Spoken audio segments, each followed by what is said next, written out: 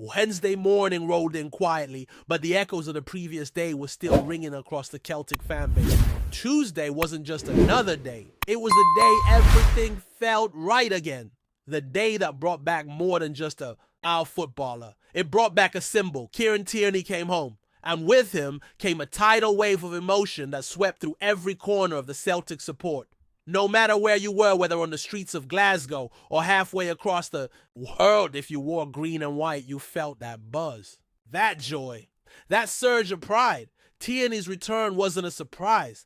Everyone knew it was coming. Brendan Rodgers had hinted at it back at the start of the year. There were whispers in financial reports, hints in the season ticket promotions. It was like a slow build-up to a song you know by heart, waiting for the chorus to hit. And when it finally did, it hit hard. There he was back in the hoops, back where he belongs. You could almost hear the collective gasp of the support.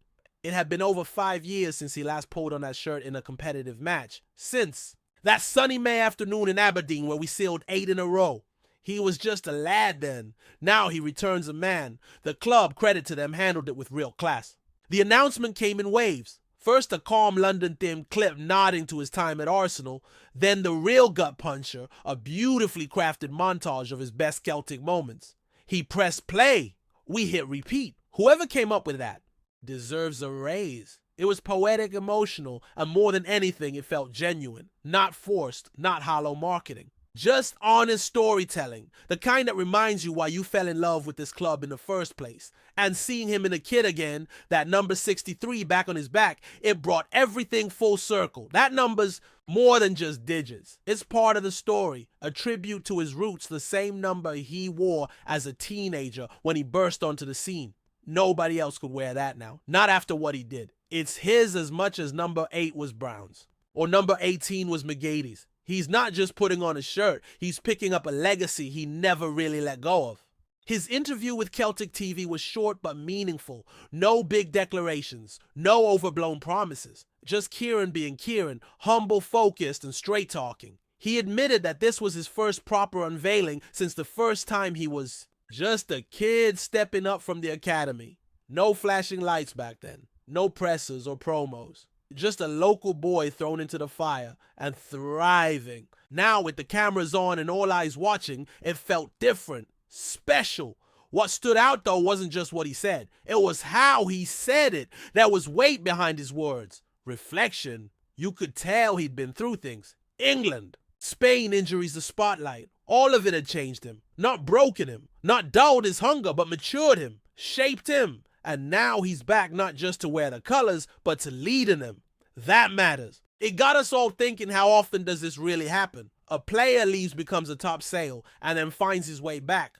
Not out of necessity, but out of genuine desire. Jota's a recent one. Fraser Forster before that.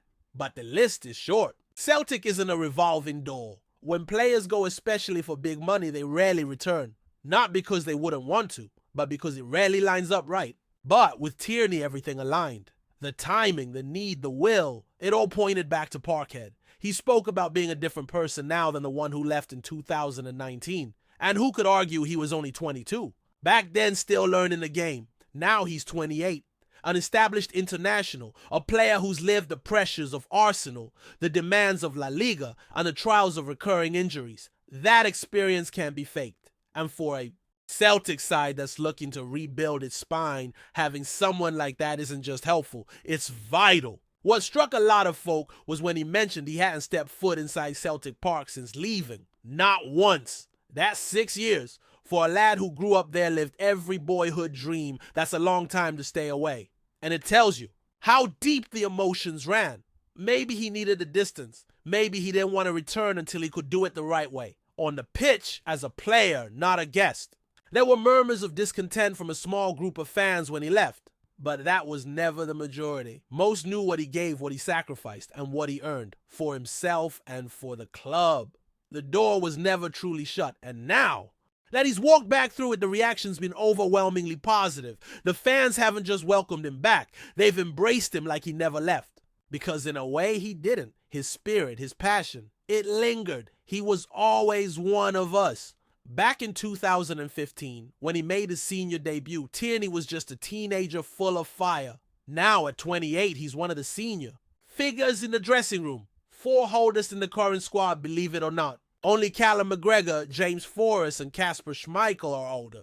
That's wild when you think about it. We all still see him as the kid flying down the left, crunching into tackles and kissing the badge. But he's grown. And that's what makes this return so powerful. He's not just back to relive old glories. He's back to help write the next chapter. Leadership comes naturally to him. Even when he was young, you could see it. The way he carried himself, the way others followed. Now, with even more years under his belt, he'll be expected to lead by example. On the training ground, in the dressing room, under the lights. And nobody doubts that he will. He's not one for shouting or seeking headlines. But when he talks, you listen. And when he plays, you feel it. He kept coming back to the theme of growth. Not just as a player, but as a person.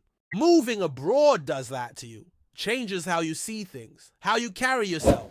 The pace of life in Spain, the intensity in London, the setbacks from injury. They all added layers to him. Made him more well-rounded. He's still got that raw edge, that working class fire from growing up in Wishaw and climbing through Lennoxtown. But now it's tempered with wisdom, with perspective. Celtic are getting a warrior, but they're also getting a thinker. Someone who understands what this club means, what the supporters expect, and what it takes to wear that shirt week in, week out. And you can tell by the way he talks about it, he doesn't just want to be part of this team. He wants to drive it forward. Now as the squad gears up for preseason, the buzz around his return will only grow. Friendlies are coming, new faces might still arrive. But there's something deeply reassuring about seeing Tierney back in the mix.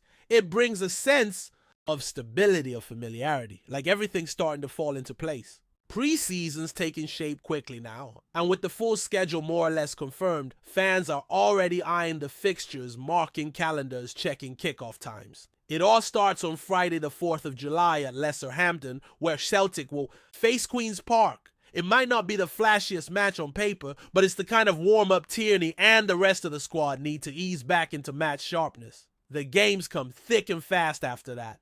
Cork City awaits in the Super Cup just a few days later on Tuesday the 8th, and then it's off to Portugal for a stretch of training under the sun. A closed-door friendly is expected while they're out there, likely against the lower league Portuguese side. Nothing officially announced, but it's the sort of behind-the-scenes prep every serious squad needs. The trip to Portugal leads into a proper test Sporting Lisbon at the Estadio Algarve on Wednesday the 16th of July.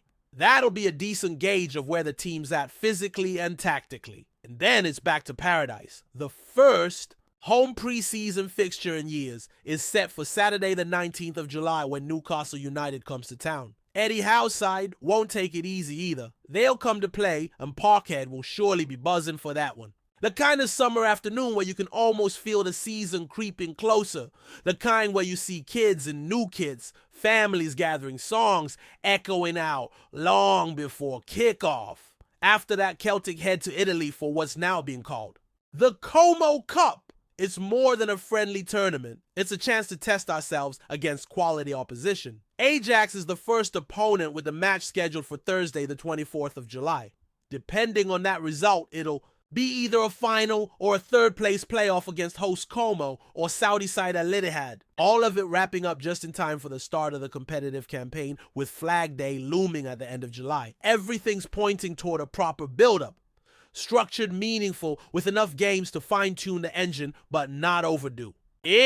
But even with the fixture list laid out, eyes are shifting again towards the transfer market, and it looks like things are starting to move. Belgian winger Michel-Ange Balikwisha is back in the conversation. Celtic were keen on him last summer before he picked up a thigh injury that kept him sidelined for a big chunk of the campaign. Now reports suggest the club have reopened discussions with his camp. Nothing signed, nothing sealed, but there's movement. And in a window that's been slow to spark across most of Europe, that in itself is news. Balikwisha's profile hasn't changed much since last year. Still quick, still direct, still a player who could light up a flank on his day. The big question is the injuries. He's had a fair few, mostly muscle-related, and that's where the concern lies. Last season alone, he missed large spells, only really returning to full rhythm in the final stretch of the Belgian league during the playoffs. But when he did get back on the pitch, he looked sharp, composed, hungry, the kind of winger who causes headaches with the ball at his feet, and always looks like he's about to make something happen. Celtic will know all this. They'll have the medical reports, the scouting footage, the direct lines to his team. If they're serious about bringing him in now, it means they're confident the worst of the injury woes are behind him. And considering the situation with Dawson Maida, who'll miss the first half of the season, having a wide player with pace and energy is suddenly more of a priority. Balikwisha might just be the type they're looking for. He's 24, so still young enough to develop further, but experienced enough to handle the pressure. His contract runs until 2026, which means he won't come cheap, but with his injury record and his club's financial position, there's a chance. Celtic could negotiate a favorable deal. Maybe something closer to £3 million down from the £5 that was rumored last summer. There's also a fresh link to Sondre Oyarzabal, the winger from Sarpsborg, another familiar name. Reports suggest Celtic have re-entered discussions for him as well, though there's interest from Germany and the Netherlands too. No formal bids in yet, but as always, once talks start heating up, things can move fast. What's clear is that the recruitment team aren't sitting still. They're exploring old leads, revisiting targets that might have felt just out of reach a year ago. Sometimes the timing isn't right. Sometimes the second chance is where things click. The supporters are watching it all unfold with a mixture of hope and caution. The memory of past windows, the frustration of last-minute deals, the disappointment of names who came in without impact is all still there. But there's optimism too. Tierney's return has lifted the mood. The structure of preseason looks smart. There's a clear effort being made to bring in the right players early enough to integrate. That matters. The first Champions League qualifier isn't far off. Neither is the league opener. Every move now counts. So here we are, standing at the edge of another season with old faces returning new ones on the radar and a sense that something good might just be building again. It's too early to say for sure, but if the club can get these next few weeks right, then come August, Celtic Park won't just be loud, it'll be ready.